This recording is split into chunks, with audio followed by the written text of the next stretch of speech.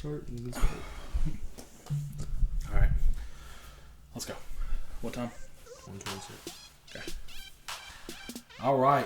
Welcome to another episode of the Coach's Kingdom. As you can see, I'm the only one in the picture today. We had a few instances. Michael called out sick in his own house, but Michael called out sick, and it'll just be me and AJ today. Caleb had some prior arrangements, and spend time with that family, bro. It's all good. We got it from here. So we had a really fun divisional round. A little disappointing as a Titans fan. As you can see, Nashville Predators shirt. At least one team in Nashville knew how to get it done. Preds won 4-1. I would have not minded a Predators regular season loss compared to a Titans postseason win, but it's not up to me. The football gods just decided that it wasn't the Titans' year. So we're going to hit on a couple things here as far as the divisional round goes, and then move on to the conference championship weekend. So this is where football starts getting really, really fun. You go from 8 teams down to 4, and then finally, essentially get to those 2 last teams. But we're going to do our takeaways from the Bengals and Titans game. That was a rough game as a Titans fan. But as far as the game itself goes, was a really good football game. Absolutely can't have what Tannehill did. Ryan Tannehill, of course, you should know, quarterback of the Tennessee Titans. Maybe not for long. Who knows? We'll get into that in the offseason. But 3 interceptions. One big thing that happens a lot in the NFL is you'll see a lot of people break down Super Bowl winners. And, you've got your Peyton Mannings, your Tom Brady's, your Troy Aikmans, those type of Hall of Fame quarterbacks. Peyton Manning, like I said, Peyton Manning, Tom Brady, Troy Aikman, Steve Young, Joe Montana. And then you have your list of, you've probably seen it before, where they break down the worst quarterbacks to ever win a Super Bowl. And you see guys like Brad Johnson with the Tampa Bay Buccaneers, Trent Dilfer with the 2000 Ravens. Some say Joe Flacco with the Ravens as well. At least they won the Super Bowl, But but the big thing to take away from those guys are, even if you say a quarterback is not good enough by himself, he's got weapons around him that can, make it to a Super Bowl and win that Super Bowl. A lot of that has to do with efficiency at the quarterback position. So a lot of it's completion percentage. How many, when you drop back to pass, are you getting sacked? Are you running out, a little too early, making indecisive throws? Brad Johnson was a very efficient quarterback. If you go back and watch the Titans in 2019 when they made it to the AFC Championship game and, eventually lost to the Chiefs in that game, but up until that point, Ryan Tannehill, when he took over for Marcus Mariota in that year, was a very efficient quarterback, completing over 70% of his passes in 2019. He did not do that this year. You can look at statistics. You just watching the game, period. You can tell he was indecisive at a lot of those times, especially on that last offensive drive they had when he tried to force the ball into Nick Westbrook-Akina's hands and got tipped by a corner and intercepted by Wilson, I believe. And it's just trying to force the ball, not efficient. That can't get it done in the NFL. When you're turning the ball over 3 times, you're just not going to win football games. So Tennessee, in the end, deserved to lose that game. A lot of it has to do with this. I mean, when you're talking about turning the football over 3 times, as a team, it's impressive to see that you're still in the game. So when you only have 1 turnover yourself, the Amani Hooker interception, which I believe was in the second quarter or third quarter, but it's just, like I said, you're not going to win football games turning the ball over 3 times. He was 15 of 24, 200 yards, a touchdown, and 3 interceptions. Yeah. And especially if you throw an interception in your first offensive drive in the game. Yeah, definitely. Yeah, well, not only the first offensive drive, as AJ alluded to, but the first drive, or the first pass. Yeah, the it's first play pass of the game. First play. of that game, offensively, was an interception to Jesse Bates. Mm-hmm. And you get a lot of the people that say, "Oh, Zach Taylor was the quarterback coach at Texas A&M when Tannehill was at Texas A&M." You get some people that say, maybe he knew what Ryan Tannehill. Well, let's shut that down. Okay, yes, he does know Tannehill. The only problem is Tannehill's been in the league since 2012. So, Zach Taylor would have taught him a lot of what he knows, or everything he knows. And he was also, I believe, the quarterback's coach in Miami at the time as well. So when he was drafted to the Dolphins. So 8 years they spent together. Yes, he is going to know Ryan Tannehill, but this is the veteran Ryan Tannehill. You have to learn to overcome and adapt, and he was not able to do that. A lot of people calling for the offensive coordinator, Todd Downing's head.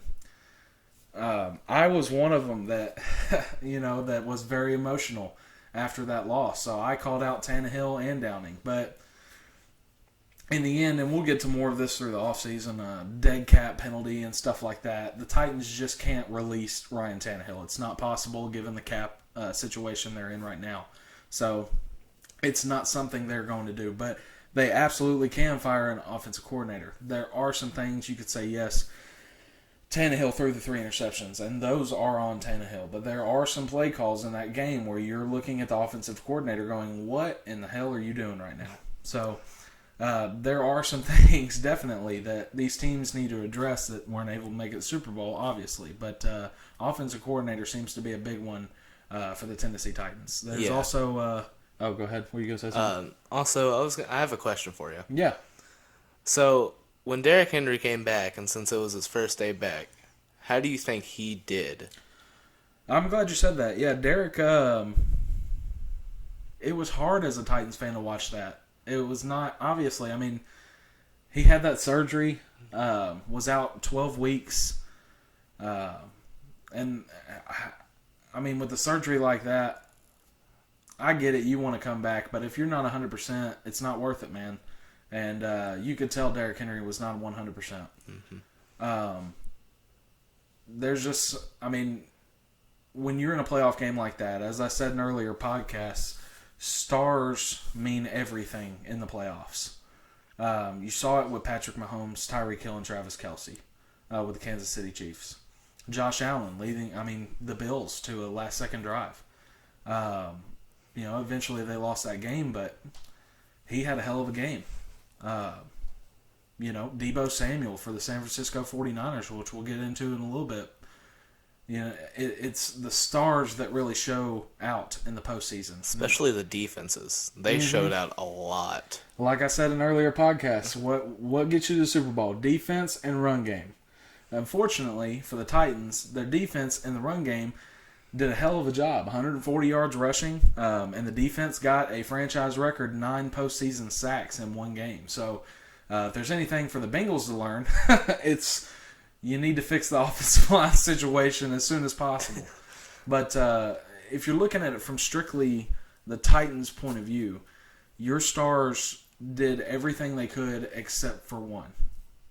Derrick Henry gave 100%, and as he should. He did a hell of a job.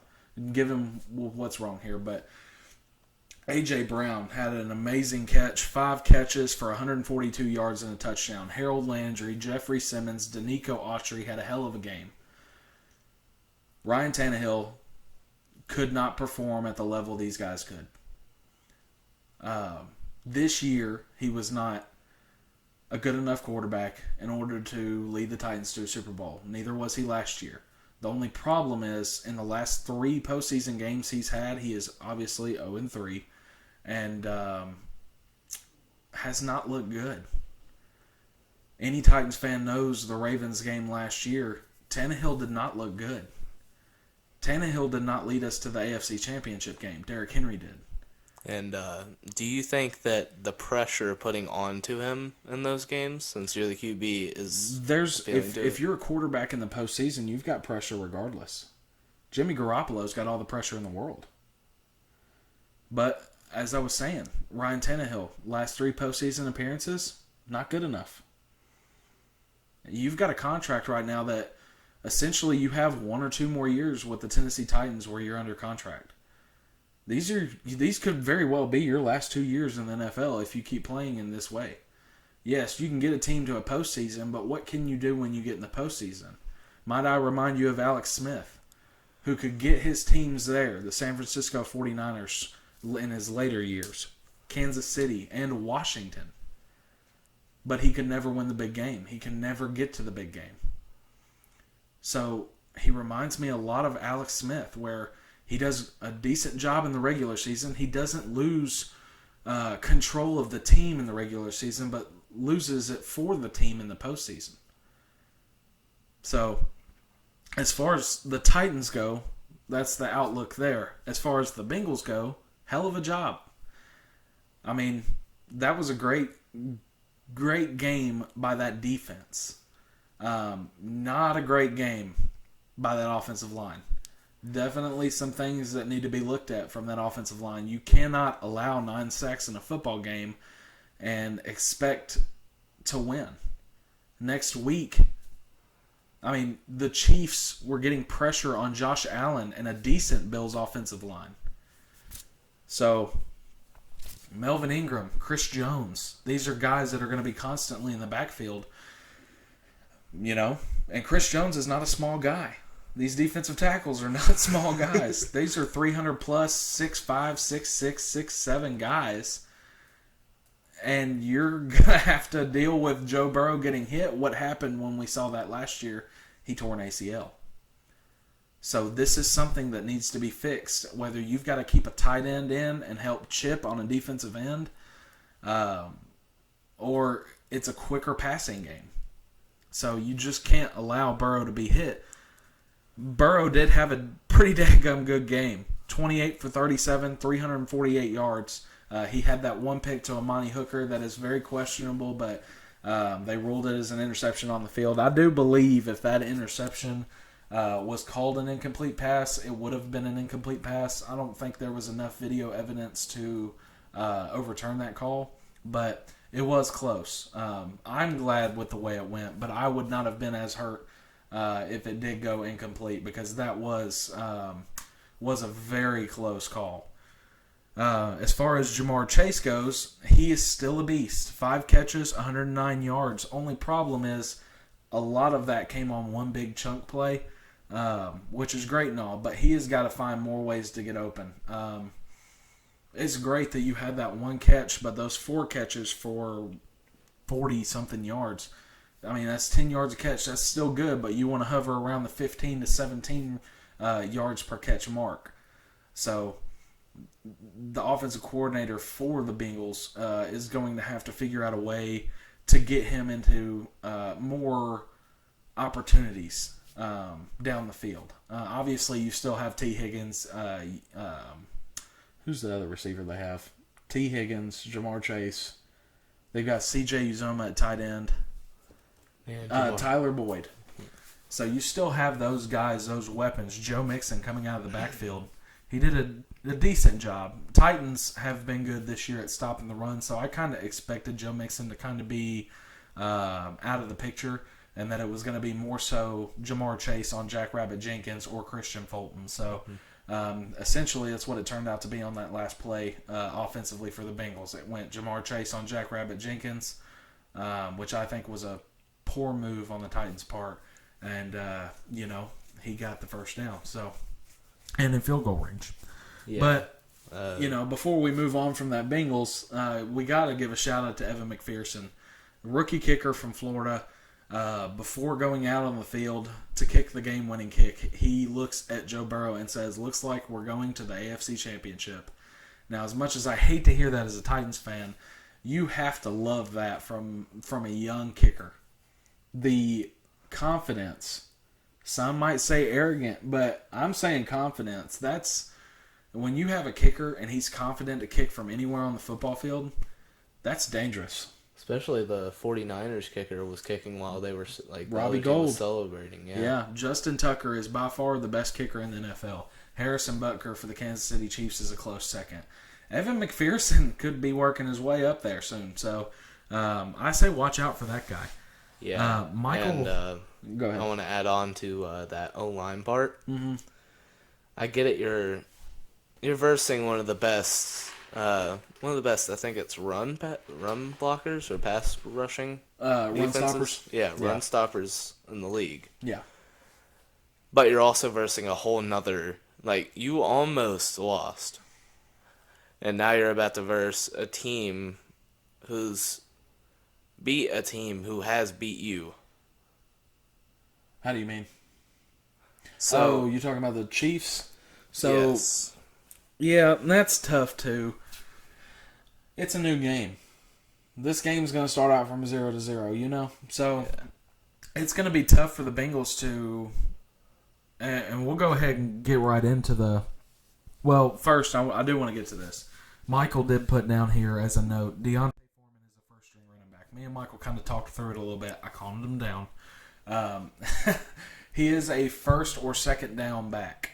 He is not able to be in all three downs. He is a lot like a miniature version of Derrick Henry.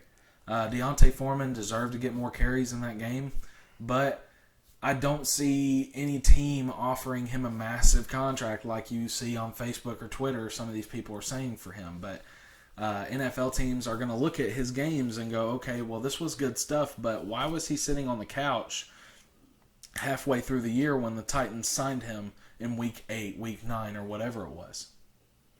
It's a legitimate question. If he was so good, why was he on the couch and not on a team? So there are things that these teams have already looked at, saying they're not going to sign Foreman or he doesn't fit our situation. Not a lot of teams run the Titans offense anymore. So this type of running back is kind of being phased out. The power back, you don't see much of it anymore. A.J. Dillon, young running back for the Packers. Derrick Henry. Deontay Foreman. I'm sure there's a couple in there I might be forgetting, but it's not your old NFL where it's ground and pound on first and second down and pass on third. This isn't run, pass. It's not that. This is Mahomes. Pass on first, pass on second, pass on third. So Brady, pass on first, pass on second, pass on third. So the NFL sacked on fourth. Yeah. Yeah. The NFL has evolved, so that type of style of running back is not as valuable as it once was. But getting away from the Titans-Bengals game, we spent a little bit more time on that than I wanted to. But, next one, we'll go ahead and get into the Chiefs-Bills game. First, shout out to Gabriel Davis, a wide receiver for the Buffalo Bills, who caught 3 touchdown passes. What an amazing game for you. I get it, your team lost, but you've got to be proud if you catch 3 touchdown passes the way he did. That's a receiver, a young receiver, that's showing a lot of potential very early in his career. So, shout out to Gabriel Davis. That was an amazing game. Just to sit down and watch that game, you had to be blessed. You will forever know where you were when you were watching the divisional round game between the Bills and Chiefs in 2022. You will forever know it because that was one of the best games I've ever seen. And I thought it was so good that I watched it again last night after it was over. It was a very good game. Only problem I have with that game, and again, we might get into this next week as well when the guys are back, but overtime. When it goes to overtime, Michael says the coin flip means everything. It means a little bit in the type of overtime that's right now. The problem is the Bills have a lackluster defense, and the Chiefs have a lackluster defense. So really, with the way that game was going, whoever got the coin flip was more than likely going to score. Only problem with looking at a game like that is you don't know how it would have gone if the Bills would have gotten the ball, on the next possession if overtime was different. So we can sit here and say all day that, well, if the Bills would have gotten the ball back first, they would have scored. It's just not true. Because if that was the case, there would have been a score on every possession from both teams. This was a very good game. Mahomes had a good day. Allen had a good day. Everybody pretty much had a good day except the defenses on that team. Ed Oliver, defensive tackle for the Buffalo Bills. The Bengals better be glad they're not facing that guy, because that guy is a monster. Pretty much ripping the former Vol, Trey Smith, apart at guard for the Kansas City Chiefs. So he had a whale of a game. But, it's just a Chiefs game to win. A lot of people said that was the AFC Championship, so a lot of people said whoever wins that game is going to the Super Bowl. That's not 100% true, because there's still another game that needs to be played. And if we didn't need to know who played the games, then the 1 seeds can just go to the Super Bowl all the time, because they were the best in the league that year. Which is obviously not true, because we saw both 1 seeds for the first time ever in NFL history lose in the same day in divisional weekend, on divisional round weekend. Not only did the 1 seed Tennessee Titans lose to the 4 seed Cincinnati Bengals, the 1 seed Green Bay Packers lost to the 6 seed San Francisco 49ers. A lot of S's in that one. And if I'm not wrong, isn't Aaron Rodgers retiring? Not retiring. He is thinking about it. He has not made it official yet.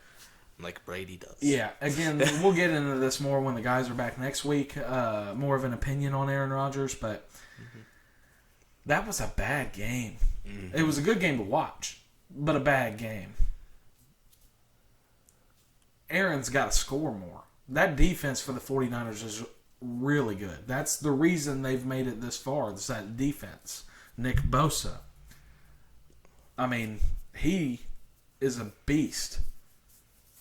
Emmanuel Mosley at corner, former Vol.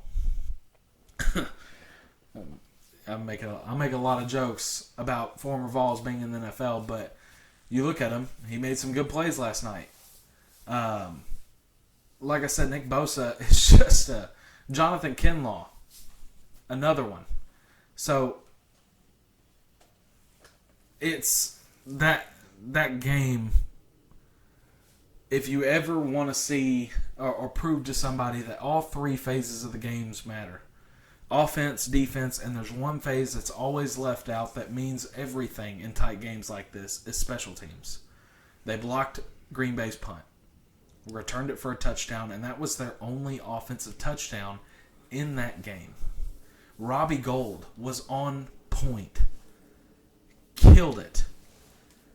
One of the older kickers in the league, been doing this a while, from Chicago Bears. Robbie Gold, like I said, older kicker, he's still got it.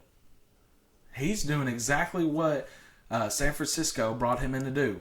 Make kicks like that. So, Jimmy G had a chance to lose the game in the end, but Robbie Gold said, no, hold on, I've got it. Jimmy G is another one of those quarterbacks, like I was talking about earlier in this pod. Brad Johnson, an efficient, accurate quarterback. Trent Dilfer, an efficient quarterback. Jimmy G is on the line of an efficient quarterback. If he can lead them to another Super Bowl and possibly a win, then he will go down as, unfortunately, one of the worst quarterbacks to win the Super Bowl. But if he's efficient, whether you're one of the worst or not, you're still going to be able to show off that ring. So, it's not really about where they rank you. It's more so about whether you won or not. So, flushing out the outside noise for Jimmy G is going to be important later on here in the stretch. Michael wrote down here, is Aaron Rodgers' legacy going to be losing playoff games? And I told him earlier, I don't think it will be.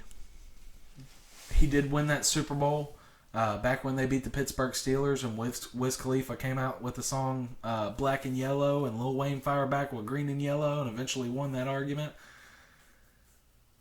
Green Bay won 1 Super Bowl, 2 since 96. Brett Favre won 1 Super Bowl with the Green Bay Packers. Aaron Rodgers, 1 Super Bowl with the Green Bay Packers.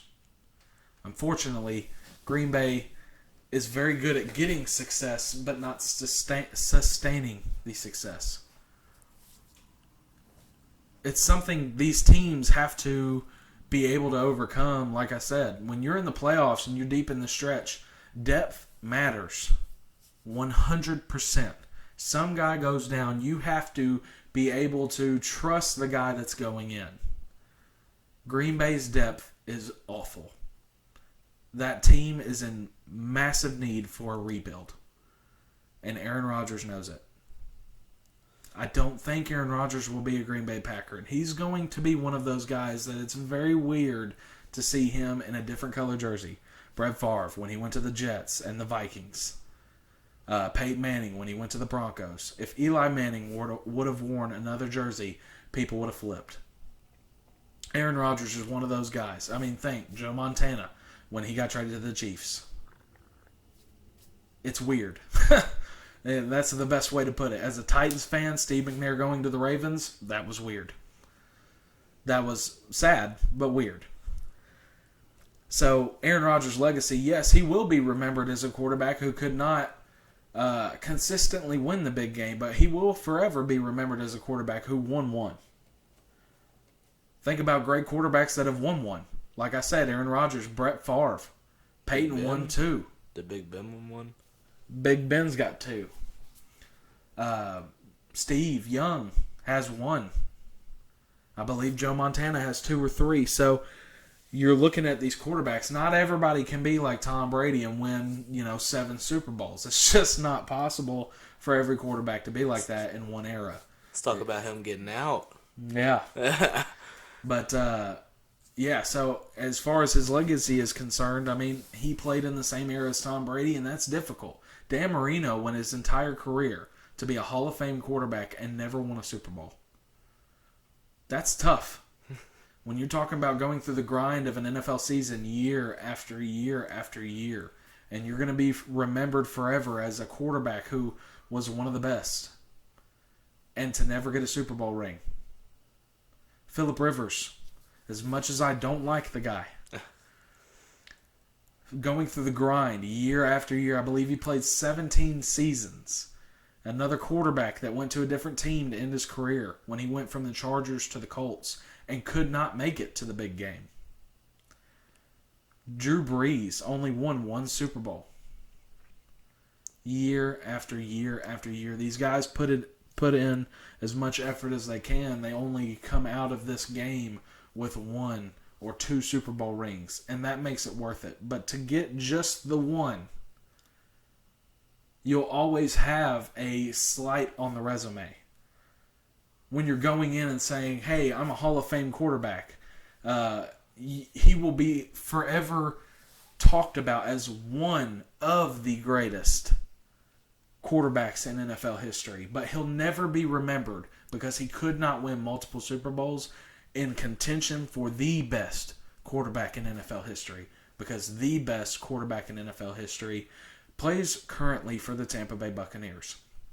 And yes, Vol fans don't like to hear me say this, but Tom Brady has passed Peyton Manning in the recent years as the best quarterback in NFL history. Tom has won 7 Super Bowls, has every passing record known to man, yards, touchdowns. Whether he's played more seasons or not, you can say, your opinion. But in my opinion, Tom Brady is the greatest quarterback to ever play the game. Unfortunately for him, he's not going to get that 8th Super Bowl ring this year. It's a tough loss, man. You're down 27-3 going into the half, I believe. I think it was halftime, 27-3. And to put up 24 unanswered points to make it 27-27. And you go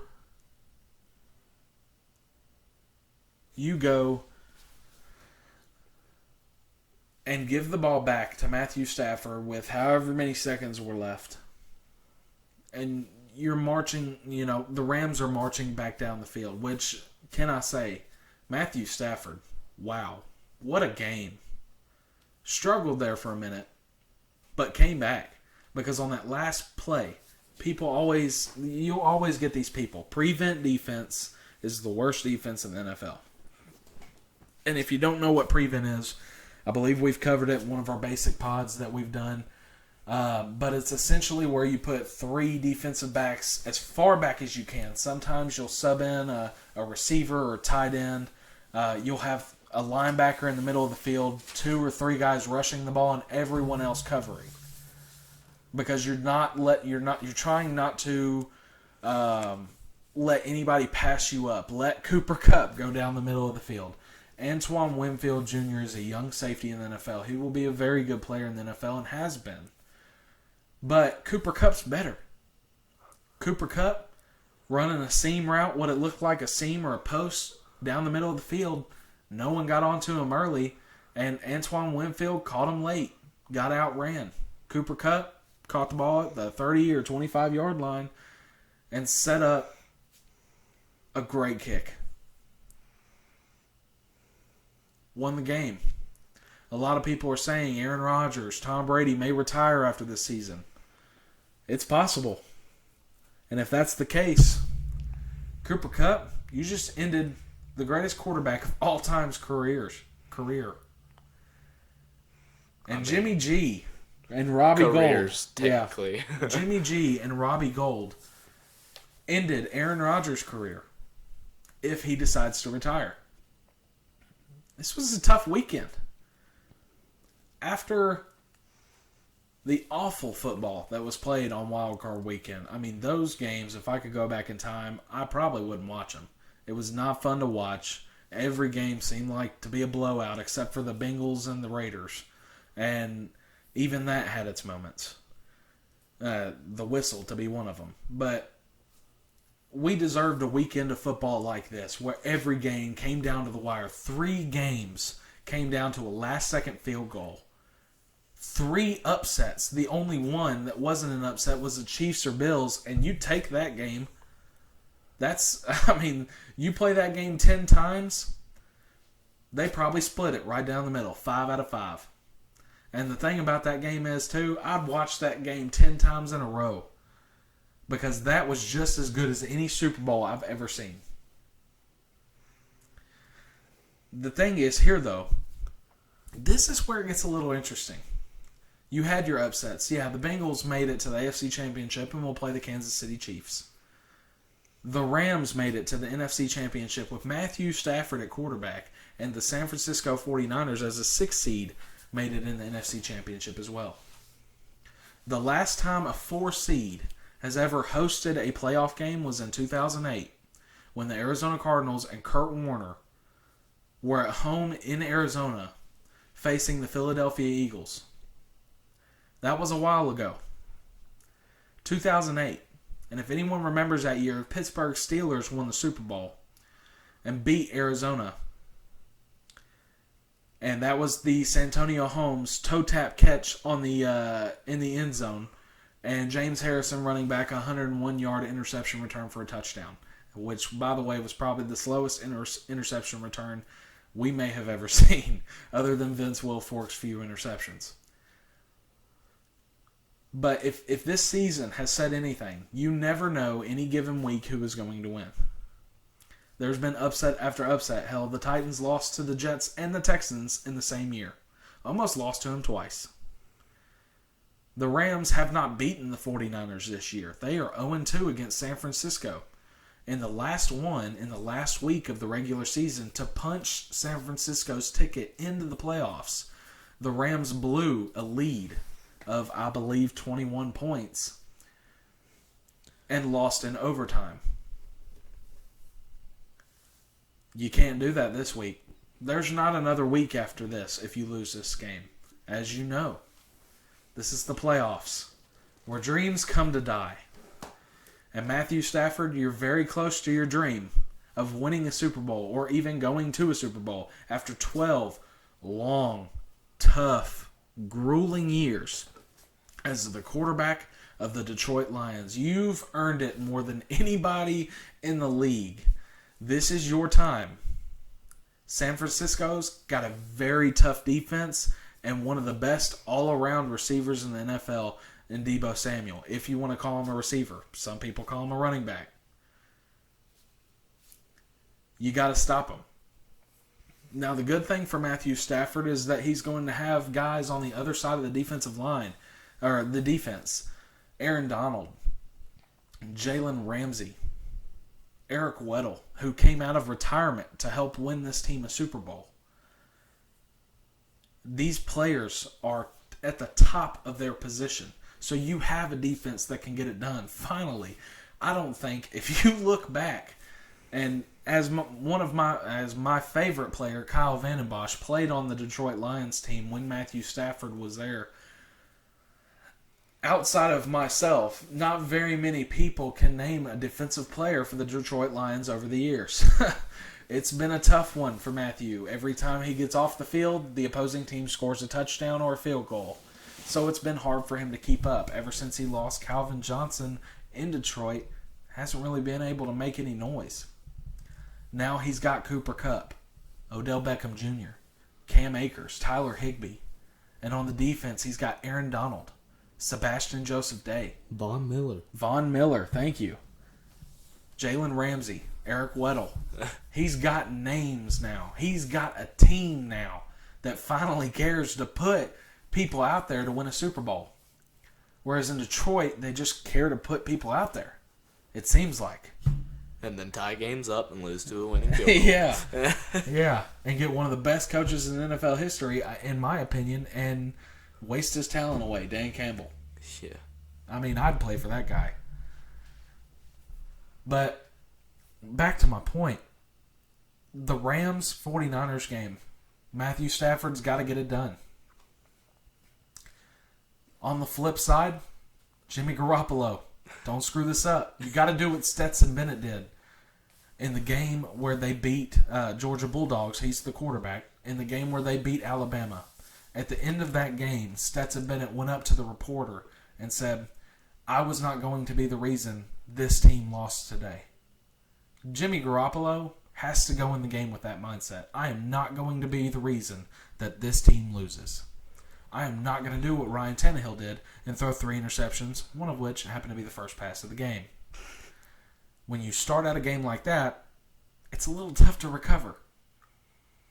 Jimmy G has to be efficient, accurate, no turnovers. If you get sacked, hold on to the football. This offensive line is going to have a big task in stopping Aaron Donald. Von Miller, again, Sebastian Joseph Day. These guys are going to be a force on that defensive line. You're going to have to figure out how to get Deebo Samuel the football. He is an amazing wide receiver / running back. He can get the ball and do things that other people simply just can't do. Heck, their tight end can do stuff too. George Kittle, yeah. Get it in the hands of your best player. Whether that's a 5-yard out route to George Kittle and he gets 10 to 15 yards, you got the ball in his hands. Deebo Samuel just handing it off to Deebo, and he gets 10 to 15 yards. Just get it in his hands. Matter of fact, give it to all of your star players. Exactly. That's what I was saying the playoffs are. Star players come out to shine in the playoffs. Patrick Mahomes is going to have to do the same thing for the Kansas City Chiefs. Get the ball in Tyreek Hill's hands. It worked for you against Buffalo. Get the ball in Travis Kelce's hands. It worked for you against Buffalo. You're going to have those passes that go to a McCole Hardman or they go to a Byron Pringle. But your main guys are going to be your 2 best receiving guys, Tyreek Hill and Travis Kelce. For the 49ers, that's Deebo Samuel and George Kittle. For the Rams, Odell Beckham Jr. and Cooper Kupp. And for the Bengals, you've got a whole bunch of them. Offensively, there's no reason you should not score on this Chiefs defense every single time you get the ball. As long as you don't get sacked. You can't settle for field goals. That's what burns teams. Late in this postseason, field goals It's not going to cut it. If you settle for field goals early in the game, you will lose the game. If it's 4th and 1 at the 1 yard line and you trot out the field goal unit, you're going to lose the game because you couldn't get that yard. Ask the Tennessee Titans in 1999. Came up a yard short against the Rams. Every yard matters. You've got to score. Or if you lose that 4th down and it's 1st and 10 and Patrick Mahomes is at his own 1 yard line with 99 yards to go, you've got to feel confident in your defense. And if you don't, tough luck because you're not good enough to go to the Super Bowl. People have had opinions saying, well, the Chiefs, or not the Chiefs, but the Bengals can win a Super Bowl. And I think they can. They have a chance, obviously. They've made it this far. If they were going to get knocked out, they would have already. So they've proved they belong here. But can they defeat the big, bad Kansas City Chiefs, who have gone to, I believe it's 4 straight AFC Championship games now? 3 straight or 4 straight.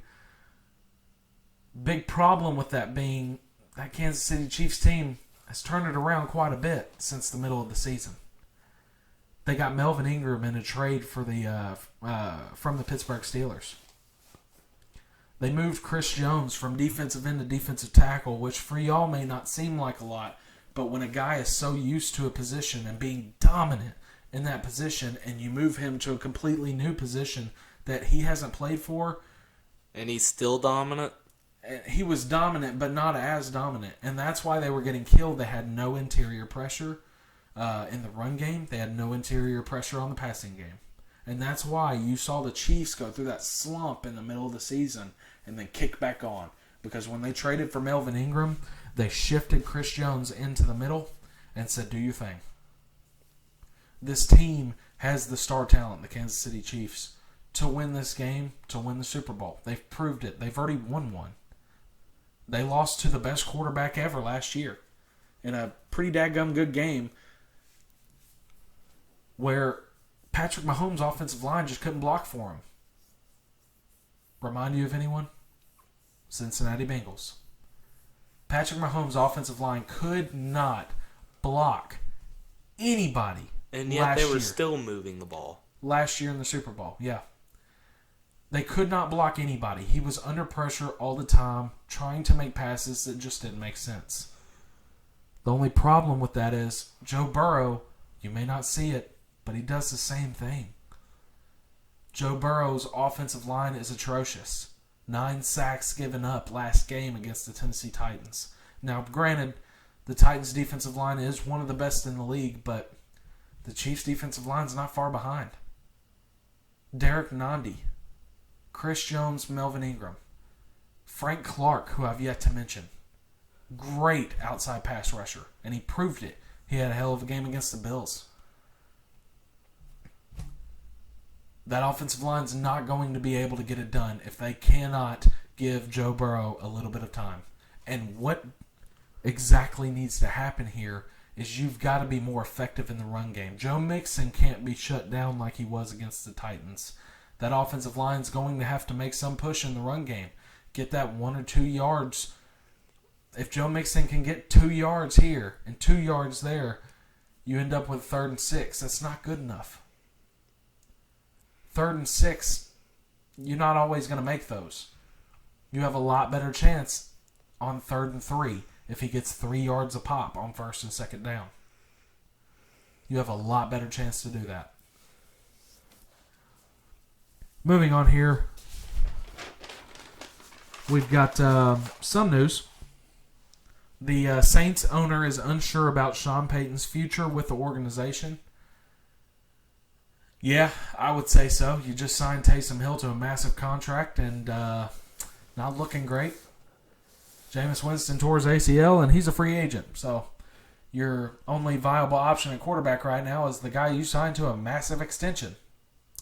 Not a great move there. Aaron Rodgers, we've already talked about talking about retirement.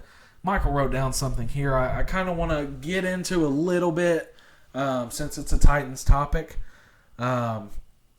But I do want to see what they would think of next week there.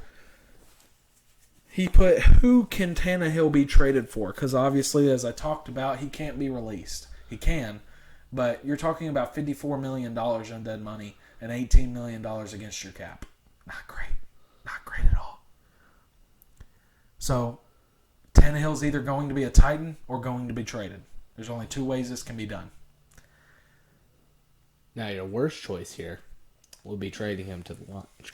No, that won't happen. Michael put a couple quarterbacks as Derek Carr, Kirk Cousins. If you see that out there, as as even as a trade as you're going to get, it's not going to happen. They're just going to stick with Tannehill at that point. You have more of an upside with Carr or Cousins at quarterback, so sticking with Tannehill would be the option there. He put one, Russell Wilson. Actually, we'll get into one before that. He spelled Russell wrong, by the way. But he got Mac Jones spelled right. He thought that Mac Jones might be traded to the Tennessee Titans. I informed him that due to the cap situation the Patriots have right now, currently the Patriots don't have the worst cap space, but they've got $10.5 million in cap space right now. They couldn't handle Tannehill's contract in the first place. Now, sure, you could free some money here, free some money there, and make it acceptable. Only problem is Tennessee's not going to make that trade. When you're going for a young quarterback like that, you're pretty much saying our rebuild starts now. The Patriots have done it. The 49ers are a year, maybe two away from doing it. When you draft a young quarterback very high like they did, 15th overall pick, you're saying our rebuild starts now. Tennessee Titans have a window for a potential chance to win a Super Bowl. That window is now. It was last year through next year or the year after, but the window is closing. So if you're going to make a move like this, you're not going down. You're going with a better quarterback, and you're going to have to give up some picks. Problem with that is you're mortgaging your future in order to win now. As a fan, it's totally up to you whether you like that or not. Some people will say, yes, let's win a Super Bowl. Some people will say, I'd rather win 2 or 3 in regards to just winning one. I fall right there in the middle. I understand whichever way they go here. He did bring up Russell Wilson. I think this would be a good idea. Only problem being Russell's contract is massive. Bigger than Tannehill's. I think rightfully so. But, that's going to be a tough one. We'll get in more too in the offseason. I think that would be the only trade. He also put down Baker Mayfield. I don't see that happening. Baker couldn't get it done with Odell, Jarvis Landry, Austin Hooper, and David Njoku. Nick Chubb. I mean, he was given all the weapons in the world just like Tannehill has been. So, even Tannehill's done better than he has with his weapons. He has. So. I would say Tannehill's slightly better than Baker. So, another move down. It's not going to happen. The only thing I could see possibly happening is drafting another quarterback. Again, only problem with doing that is you're setting yourself back. Derrick Henry is not going to be 28 years old forever. A.J. Brown's not going to be 25 years old forever, and Julio only has a few years left in this league. You have the weapons. You have to build the team. We see it right now with the Washington football team, who have built the team, but haven't gotten the quarterback yet. They've got a hell of a defense, a great offensive line, scary Terry McLaurin at receiver, Antonio Gibson at running back, who's done a daggum good job, and a few other pieces in there as well that are Curtis Samuel, kind of all-around wide receiver, can do pretty much anything. They've built that team before they got their quarterback. You'll see a lot of rebuilding teams. Jacksonville. They showed what a rebuilding team is. Let me draft the quarterback and then start to build the team. The only problem with that is you're going to have more years in this contract of a first-round quarterback. 4 years where you're not having to pay him $42 million a year. Like you're seeing Lamar Jackson about to get paid and Dak Prescott currently getting paid. So you've got a 4-year window where he's not going to get paid top quarterback money. So you have to win in that time span. You have to figure out how long your window is going to be open. Every team does not realistically have a shot at a Super Bowl every year. No one went into this year saying Jacksonville's going to win the Super Bowl. Detroit is going to win the Super Bowl. That hasn't came out of anybody's mouth in a while. Let's If go it has to... ever. Yeah. So, yes, I could see you drafting a quarterback, but more so to sit, wait, and watch. Michael put down Malik Willis. He doesn't really fit the system that well. He's more of a run-style type of quarterback. I could see him fitting in a Baltimore or a Arizona, possibly a Carolina. Especially Baltimore. Yeah. They've already adjusted to Lamar Jackson. Only He's problem a running is if you're drafting Malik Willis, you're doing it high, and Baltimore has no need at the quarterback position. Kenny Pickett, who's another strong-arm quarterback, that's a possibility. Maybe in the early second round, middle second round, if he's still available, you think about it. Sam Howell will probably get drafted pretty quickly. I doubt he's going to be available. Kenny Pickett may end up getting drafted a little higher too. So one guy he forgot to put on here that may get drafted late first, early second, Carson Strong. Big arm, young cat. Big dude. He's got a lot of learning to do in order to be an NFL quarterback. So he's a project. You don't really draft projects in the first round unless you're John Robinson. You draft Isaiah Wilson, who turned out to be a bust. But you don't typically draft projects in the first round. First rounds are typically your guys that are coming in, competing for the Rookie of the Year award and going, okay, here we go. You'll get your occasional Russell Wilsons who were drafted in the third round, will start and end up having the career he's having. But you'll get your occasional guys like that at the quarterback position, but none that are going to win you a Super Bowl right now.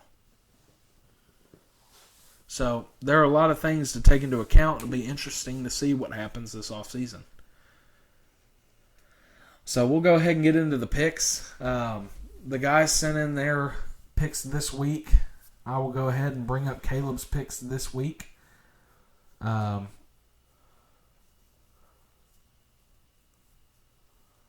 not 100% sure if Caleb actually sent his in or not. So we'll get to Caleb's picks a little later. I do know Michael's picks. So in Chiefs versus Bengals, AJ, who are you going with? Chiefs versus Bengals. I'm going with Chiefs for this one. Going with the Chiefs. The Bengals O-line not having it. Yeah. If you bring it, then there's a possibility, but you're stepping up to a really good defense here, and you got to stop. Yeah, I mean, it's going to be a tough game. I think the Chiefs can get it done. Or I think the Bengals can get it done, but I think the Chiefs will get it done. The Chiefs are just the better team right now. Bengals had a great story this year. It's time to retool that offensive line and come back running for it next year. I think they're a legitimate contender next year when they figure out what's going on with that offensive line. Michael picked the Cincinnati Bengals. I did check with him before this to make sure this wasn't to go against Caleb's pick, but I think Caleb's picking the Bengals as well. So, it'll be fun when me and AJ pull out to a bigger lead in the picks. So we got Rams 49ers in LA. AJ, go ahead. Rams all the way for this one. Your defense, heck of a defense there. You got Von Miller. You got your whole front line being amazing. Yeah. And you're versing the 49ers. They have Samuel. They have a good tight end. They have a few other good wide receivers. I don't know their names, sadly, but Yeah. I still think the Rams will get it done. Their defense is way better than 49ers defense, even though the 49ers defense is pretty good. Yeah. Well, I do think the Rams will win this game. Michael thinks that as well.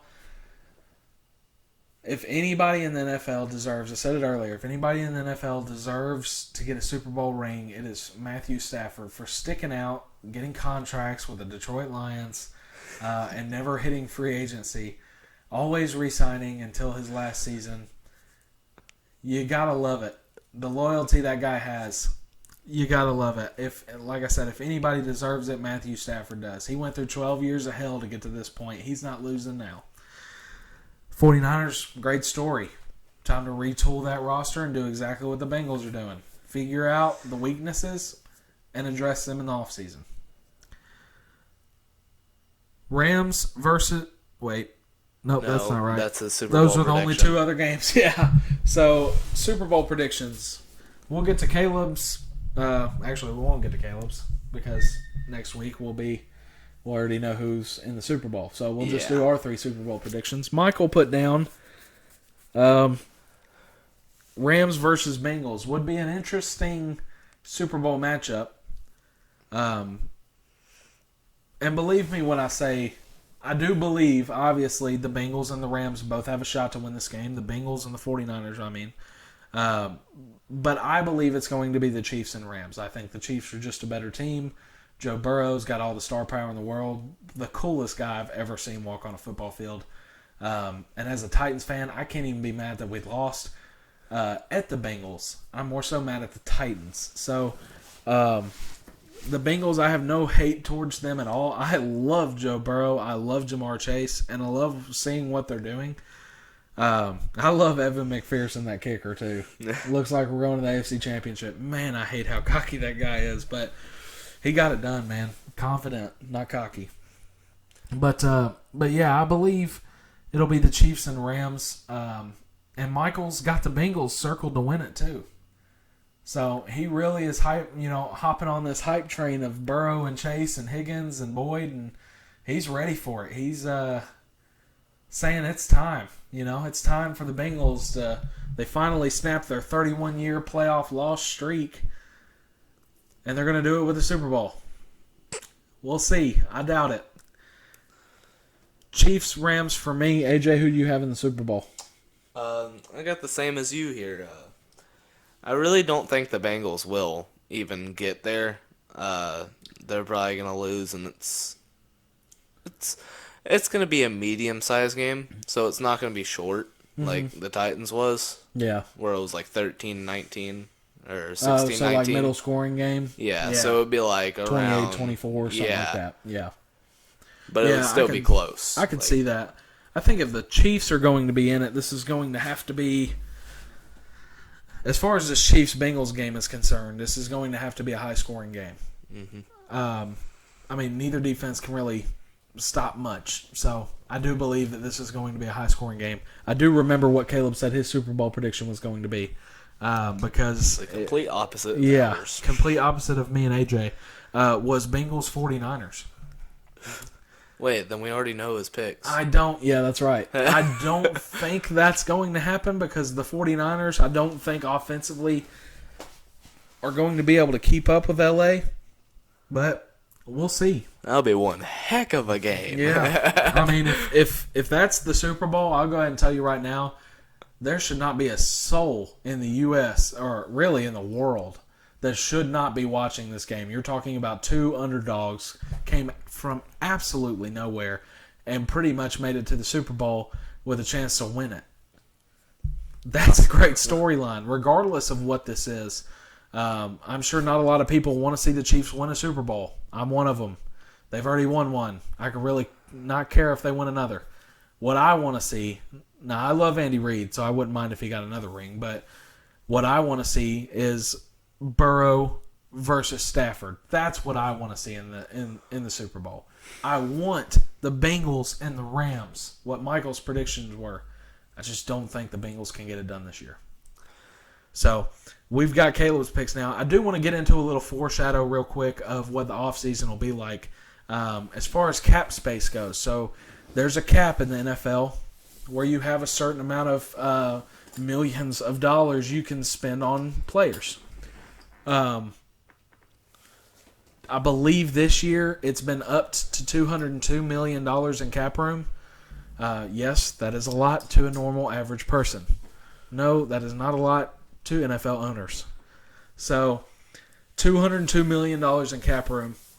The team with the most cap room going into this offseason is the Miami Dolphins with $70.23 million in cap room. The team with the least amount of cap is the New Orleans Saints. With Drew Brees. With negative $74.06 million. Oh, wait, my bad. You had Drew Brees. Had Drew Brees. This has nothing to do with the Drew Brees contract. Has everything to do with Taysom Hill. Oh, yeah. So there's going to have to be some moves made there. We'll get more into that in the offseason, but I just wanted to leave you with that. Your little glimpse of what the offseason will be like for us. We'll be getting into a lot of that and breaking down a lot of that. So we've got some new stuff coming out this week again. Make sure to like, comment, subscribe. Soon, very, very soon, we will have our own logo, our own little saying that we'll say at the beginning of each podcast. So this podcast is getting started from the ground up. We really appreciate everybody who has tuned in over these podcasts that we have done. We really appreciate the subscribers that have already subscribed. If you watch this video all the way through, like, comment a little something saying what your favorite team is, or just a letter. It really does help us. Make sure to subscribe if you haven't already. Guys, we're at, I believe, 32 subscribers. Yes. AJ just got another one today. I'm very happy about that. We started this thing from the ground up, and we're continuing to grow just piece by piece, and that's all that matters. So we really enjoy doing this just for fun. So soon we'll get that logo out. We'll start putting it on cups and shirts and stuff so we can get some merchandise and sell it to you guys. And hopefully we'll get some good feedback off of that. So that we're hitting the really fun stage of getting this to start growing into a better podcast for y'all. So we really appreciate you hanging around doing the two guys pod today. We should have everybody back next week. And yeah. So make sure to like, comment, subscribe. Like I said, we've got another video coming out on Friday, and I believe that one is, we did the offensive basics, so I believe this one is more defensive formations. So be sure to stay in tune for that one. And love y'all. See you next week. Also, an add-on for this one, you can go ahead and follow the Twitch. We got it active. It's at Coach's Kingdom. If you want to go ahead and follow that, maybe type in the chat that's there. Yeah. Sweet. Yeah. I didn't even know we did that. Sweet. Yeah, so that's perfect. If you haven't been able to tell so far in the podcast, I'm not the technically I am the technically challenged one, so I don't get to touch technical things. So I get to touch the microphone, and that's about it. But AJ, Michael, and Caleb have done a hell of a job improving what we've been working with and doing the best job that they can. We really want to give a shout out to Michael, who's sick right now. Michael edits these videos, spends time on these videos, and I mean, he takes a big chunk out of some days off that is just sitting on the computer and doing stuff. So really want to give a big shout out to Michael. This has been a lot of fun. We're going to continue to do this. And really want to give a big shout out to Caleb as well. Stepping up. We started this with just Coach Collins, and it was me, Michael, and AJ, and it was just me and Michael in the camera. And then Caleb came in and did his thing, and now we're at the subscribers that we are. So we really appreciate y'all. Really appreciate Caleb, Michael, AJ doing his work and learning. So we're just really excited about what's to come. So really hope y'all stay tuned with us. Keep watching us. Help us grow. And let's keep going. Love y'all. See you next week.